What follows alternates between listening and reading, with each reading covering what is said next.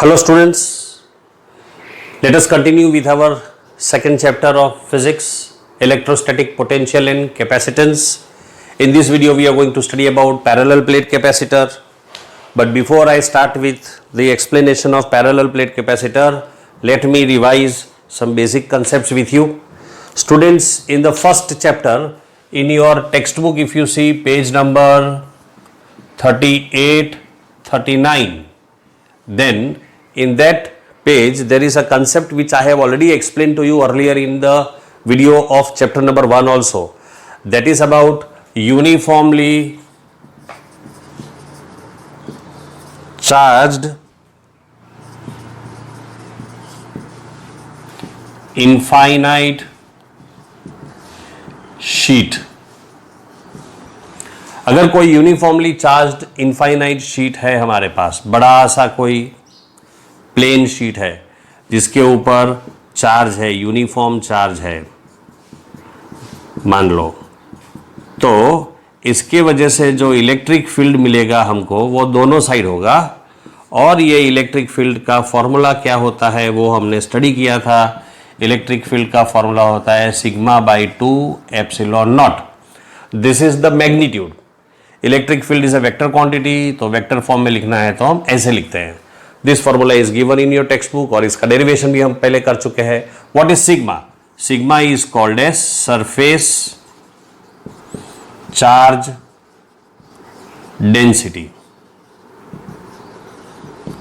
और सिग्मा का फॉर्मूला होता है charge upon area, total charge upon area. तो बच्चों ये दो फॉर्मूले हमको काम आने वाले हैं। एक तो formula sigma by 2 epsilon naught, एक ये फॉर्मूला, दूसरा सिग्मा का formula Q by A. This two फॉर्मूले will be useful to us. एक बात। दूसरी बात, इसका डायरेक्शन देखो, अगर ये प्लेट पॉजिटिवली चार्ज है तो इलेक्ट्रिक फील्ड का डायरेक्शन आउटवर्ड्स होगा दोनों साइड। ये राइट हैंड साइड में ऐसे भी होगा और लेफ्ट हैंड साइड में होगा। और अगर प्लेट नेगेटिवली चार्ज होगी तो दोनों साइड से इलेक्ट्रिक फील्ड का direction inwards towards the plate होगा। तो ये कुछ बेसिक कॉन्सेप्ट्स थे जो मैं चाहता था कि आप समझ लो। चलो अब आगे बढ़ते हैं, हम पैरेलल प्लेट कैपेसिटर को स्टडी करते हैं। स्टूडेंट्स, हमने कैपेसिटर का डेफिनेशन स्टडी किया था। What is a capacitor? A capacitor is a system of two conductors separated by an insulator.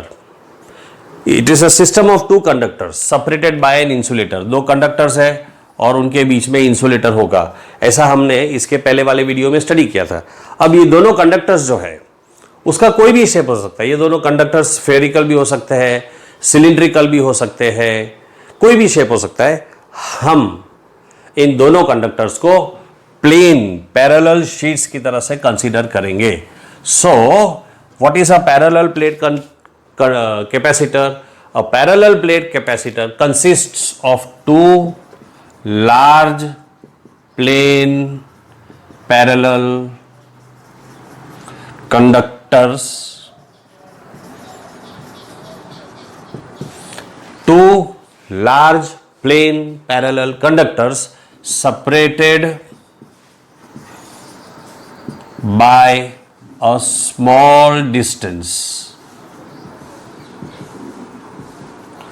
तो ये एक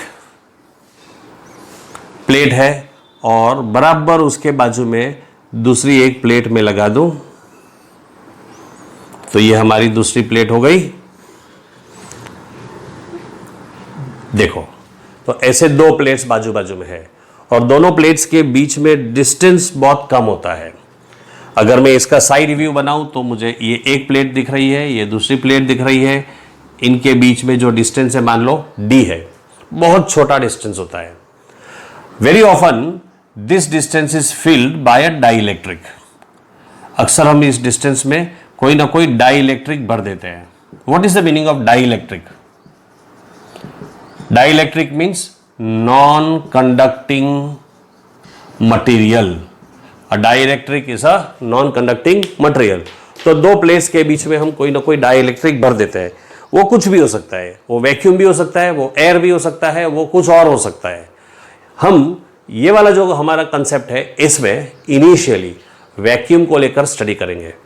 उसको समझ लें, फिर बाद में देखते हैं कि अगर मैंने कोई और डाई इलेक्ट्रिक भर दिया हो तो उसका इफेक्ट क्या होता है। लेकिन ये आज के वीडियो में हम सिर्फ यही देखेंगे कि अगर दो पैरेलल प्लेट्स के बीच में एयर होगा या वैक्यूम होगा, वैक्यूम लेते हैं, तो उसका क्या इफेक्ट होता है। Let us understand that. So suppose we have got two dielectric plates, not dielectric, sorry, two conducting plates.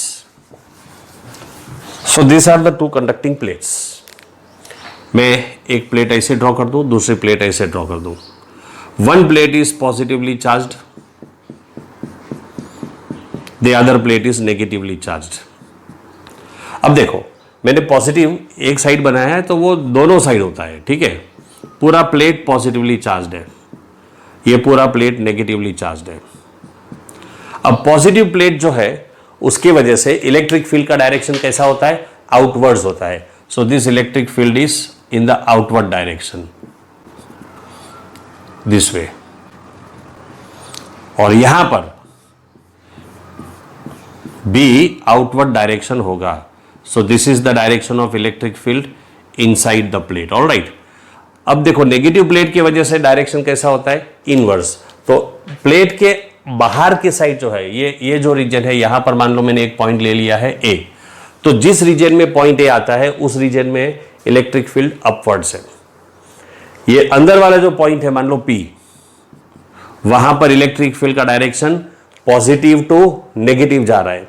और ये बाहर वाला जो रीजन है, जहां पर पॉइंट बी मैंने बनाया है, वहां पर इलेक्ट्रिक फील्ड कैसा होगा, can you tell me, can you guess? It will be towards the plate. All right. Now, what will be the electric field, net electric field at point A due to the two plates? देखो, ये जो positive plate है उसकी वजह से electric field upward direction में, और उसका मैग्नीट्यूड होगा sigma by 2 epsilon naught, where sigma and minus sigma ये दोनों प्लेट्स का सरफेस चार्ज डेंसिटी है। तो पॉजिटिव प्लेट की वजह से ए पर इलेक्ट्रिक फील्ड है सिग्मा बाय 2 एप्सिलॉन नॉट, और नेगेटिव प्लेट की वजह से पॉइंट ए पर इलेक्ट्रिक फील्ड हो जाएगा minus sigma by 2 epsilon not.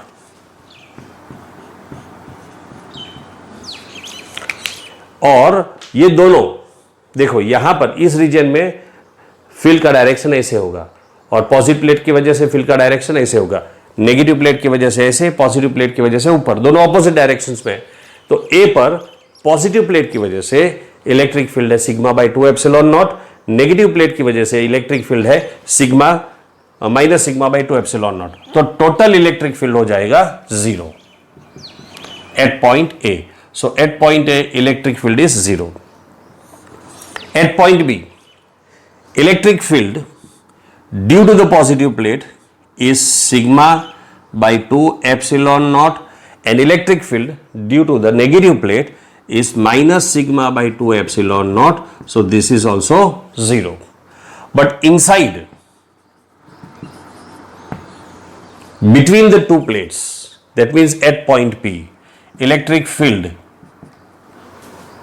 due to the positive plate is sigma by 2 epsilon naught, and due to the negative plate उसका direction same होने की वजह से ऐड हो जाएगा। सो फिर से सिग्मा बाय 2 एप्सिलॉन नॉट हो जाएगा, this becomes 2 sigma by 2 epsilon not. So electric field between the two plates, अब हमारे पास दो प्लेट्स ऐसी है, बाहर इलेक्ट्रिक फील्ड नहीं है, बाहर इधर भी इलेक्ट्रिक फील्ड नहीं है, इलेक्ट्रिक फील्ड सिर्फ अंदर है। और दो प्लेट्स के बीच में हमने क्या रखा है बच्चों, दो प्लेट्स के बीच में वैक्यूम है। So E is equal to sigma by epsilon naught. This is the value of E. But what is the value of sigma? Sigma is equal to Q by A. Therefore, E will be equal to, मैं sigma की value Q by A substitute कर दूं तो मुझे मिलेगा Q by epsilon naught A. This is the value of E. अब यहां पर बच्चों एक बात याद रखनी है अपने को, ये जो प्लेट्स है ना हमारी, मैंने अभी थोड़ी देर पहले जो डायग्राम ड्रॉ किया था, ऐसा एक 3 डायमेंशनल डायग्राम ड्रॉ किया था, तो ये उसका ब्रेड्थ है, ये उसका लेंथ है। Length and breadth of the plate are called as linear dimensions. ये जो लीनियर डायमेंशंस होते हैं वो d के कंपैरिजन में बहुत छोटे होते हैं। यानी कि अगर मैंने ये दो प्लेट्स बनाई है ऐसे, तो ये दो प्लेट्स के बीच का जो डिस्टेंस है d वो लेंथ एंड ब्रेथ के कंपैरिजन में बहुत कम है। तो d स्क्वायर जो होता है वो एरिया के कंपैरिजन में भी बहुत छोटा हो जाएगा, और बहुत छोटा होने से हम ये प्लेट्स को इनफाइनाइट प्लेन शीट्स कंसीडर कर सकते हैं, और इसी वजह से मैं ये फॉर्मूला अप्लाई कर सकता हूं, वरना ये फॉर्मूले एप्लीकेबल नहीं होंगे। You have to remember this. ये जो एंड्स होते हैं ना, एजेस पे थोड़ा सा एक दूसरा इफेक्ट देखने को मिलता है। ये जो इलेक्ट्रिक फील्ड होता है एजेस पे ऐसे बेंड हो जाता है, यहां पर इलेक्ट्रिक फील्ड ऐसे बेंड हो जाता है, ऐसे। So this electric field will be outwards like this, and here the electric field will be inwards like this. So यहाँ पर थोड़ा सा इफेक्ट अलग होगा, फ्रिंजेस बोलते हैं उसको, fringed effect, but we don't consider that because in comparison to the size of the plate, the distance is very very less. So almost throughout between the two plates, the electric field is considered to be uniform. Always remember this. ठीक है? So that was all about the behavior of the electric field. Let us go ahead. Now students, what is the potential difference between the two plates? We denote it by V, and you have the formula V is equal to E multiplied by D. D is the distance between the two plates. Now if I substitute the value of E, then I will have V is equal to, what is the value of E? Q by epsilon naught A. So we have Q by epsilon naught A multiplied by D. तो हमको मिल गया V मिल गया। अब capacitance का formula क्या है? Capacitance का formula है Q बाय V। याद करो, इसके पहले वाले वीडियो में मैंने आपको एक्सप्लेन किया था। The formula for capacitance is Q by V। Let me substitute the value of V, so we will have C is equal to Q upon, this is the value of V, Q D upon epsilon naught A। So C is equal to Q multiplied by, इसका reciprocal हो जाएगा epsilon naught A upon Q D, this gets cancelled, so C is equal to epsilon naught A by D. What is A? Area of the plates. What is D? D is the distance between the plates. याद करो, इसके पहले वाले video में मैंने आपको capacitor के बारे में यह समझाया था कि capacitor depends upon two things. It depends upon the geometrical configuration of the conductors, and it also depends upon the nature of the dielectric between the two plates. तो डाइलेक्ट्रिक का जो नेचर है उसका इफेक्ट हम next video में study करेंगे, लेकिन यहां पर अपने को एक बात समझ में आ गई है कि कैपेसिटेंस जो है वो A पर डिपेंड करता है और D पर डिपेंड करता है. A is the area, D is the distance between the plates. Area of the plate will give you an idea about the shape and size of the plate, and D is the distance separation between the plates. So this helps to understand that capacitance depends upon the geometrical configuration. Now this has got a very very important implication, students. इसका effect क्या होता है? चलो let us understand that. But I hope you understand the derivation of this formula. This is a very important formula. आपके पास capacitance के दो formula है. एक फॉर्मूला है कैपेसिटेंस का Q by V और दूसरा फॉर्मूला है epsilon naught A by D. ठीक है? Let us go ahead further and understand what type of what would be the effect of this value. चलो देखते हैं. चलो स्टूडेंट्स देखते हैं. अभी हमने अभी जो फॉर्मूला देखा था कैपेसिटर का फॉर्मूला, कैपेसिटेंस का formula epsilon naught A by D, और हम देखने वाले थे कि इसका इफेक्ट क्या होता है. मान लो हमारे पास जो प्लेट है वो कम से कम इतनी बड़ी है, 1 metre square. So area of the plate is 1 metre square, और दोनों प्लेट्स के बीच में डिस्टेंस एकदम कम, 1 मिलीमीटर. अगर मैंने डिस्टेंस 1 मिलीमीटर ले लिया, अब 1 मिलीमीटर कितना होता है? 1 मिलीमीटर इज 10 raised to -4. ठीक है, 1 millimeter is 10 raised to -4. So what answer do we get? You have C is equal to epsilon naught की वैल्यू होती है 8.854 into 10 raised to -12. याद करो, what is epsilon naught? Epsilon naught is permittivity of vacuum या free space. एक काम करते हैं, ये जो डिस्टेंस है उसको हम 1 सेंटीमीटर ले लेते हैं, तो ये हो जाएगा -2. ठीक है, alright, multiplied by area. Area कितना है? 1 मीटर स्क्वायर. Divided by 10⁻²। अगर हम इसको सिंप्लीफाई करते हैं तो हमको क्या आंसर मिलेगा?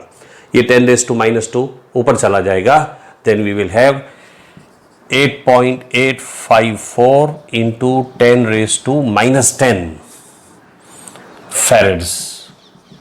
This is a very very small value. So you see कि बहुत बड़ी प्लेट हमने ले ली है, फिर भी, और डिस्टेंस बहुत कम लिया है 1 सेंटीमीटर, उसके बावजूद भी हमको कैपेसिटेंस बहुत कम मिल रहा है। अगर मैं डिस्टेंस को और छोटा कर देता, अगर 1 मिलीमीटर कर देता, तो ये वैल्यू हो जाती -3, और अगर -3 हो जाती है तो कैपेसिटेंस हो जाएगा -9 farads. So in any case you see that the capacitance would be very very less. यानी इतना बड़ा कैपेसिटर अगर हमने बनाया हो तो भी बहुत कम वैल्यू हमको मिलती है। तो 1 farad is a very huge value. So usually capacitors of 1 farad are not available in the market. अगर 1 फैरेड का कैपेसिटर बनाना है हमको, तो वो कितना बड़ा बनाना पड़ेगा? चलो वो भी कैलकुलेशन करते हैं। मान लो मुझे कैपेसिटेंस चाहिए 1 फैरेड, और मैं 2 प्लेट्स के बीच में डिस्टेंस लेता हूं 1 सेंटीमीटर। 1 सेंटीमीटर यानी कितना होता है? 10⁻² मीटर्स होता है, ठीक है। तो मुझे कितना बड़ा कैपेसिटर लेना पड़ेगा? अब इस फॉर्मूला में मैं ऐसे लिख सकता हूं CD/ε0 is equal to A। मुझे ये ढूंढना है कि मेरे कैपेसिटर का एरिया कितना होना चाहिए। Then I will have A is equal to CD/ε0। C मैंने लिया है 1 फैरेड, D लिया है 1 सेंटीमीटर यानी कि 10⁻² मीटर्स, अपॉन ε0 की वैल्यू है 8.854 इंटू 10⁻²।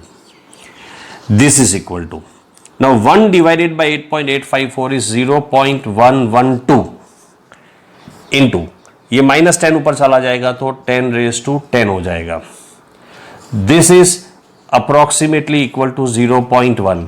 0.1 को 10⁻10 से मल्टीप्लाई कर दूं तो मुझे मिलता है 10⁻9 मीटर स्क्वायर। अब 10⁻9 मीटर स्क्वायर का कैपेसिटर अगर मुझे बनाने का है, उसकी प्लेट्स का एरिया 10⁻9 मीटर स्क्वायर चाहिए, तो उसका लेंथ एंड ब्रेथ कितना होना चाहिए? मान लो अगर वो हमारी प्लेट का शेप स्क्वायर है, तो side square is equal to 10⁻9 metre square. That means I can write 10 into 10⁻8 metre square. तो side of the plate will be equal to 10 का स्क्वायर रूट मल्टीप्लाइड बाय 10⁻8 का स्क्वायर रूट 10⁻4 मीटर स्क्वायर होता है। This is equal to 10 का square root होता है 3.1 approximately, तो मैं 3 ले लूं। 10⁻4 metre square, that is approximately 30 kilometre square. Huge plate, 30 kilometres. यानी जो स्टूडेंट्स मेरे ये वीडियो देख रहे हैं, मेरी क्लास में पढ़ते हैं, पालनपुर सिटी में रहते हैं, वो इमेजिन करो एक आपके पास इतनी बड़ी मेटल की प्लेट है, एक नहीं 2 प्लेट्स, कि उस प्लेट की लंबाई पालनपुर से डीसा और उसकी चौड़ाई भी पालनपुर से डीसा जितनी। इतनी बड़ी एक प्लेट और उतनी ही बड़ी दूसरी प्लेट, और वो दोनों प्लेट्स के बीच में आप इतना सा 1 सेंटीमीटर का डिस्टेंस रखो, तब जाकर आपको 1 फैरेड का कैपेसिटर मिलेगा। यानी कि 1 फैरेड जो है वो बहुत ह्यूज वैल्यू है। उतनी वैल्यू बनाने के लिए आपको बहुत बड़ा कैपेसिटर बनाना पड़ेगा। इसीलिए 1 फैरेड के कैपेसिटर्स मार्केट में एग्जिस्ट ही नहीं करते हैं, ऐसे बनते ही नहीं है। तो कैपेसिटर्स की वैल्यू माइक्रोफैरेड्स, नैनोफैरेड्स और पिकोफैरेड्स में होता है, जैसे कि मैंने पिछले वीडियो में आपको एक्सप्लेन किया था। So students, that is all about the parallel plate capacitor. In the next video we will study about the effect of dielectrics on a capacitor. See you soon in the next video. Till then, take care.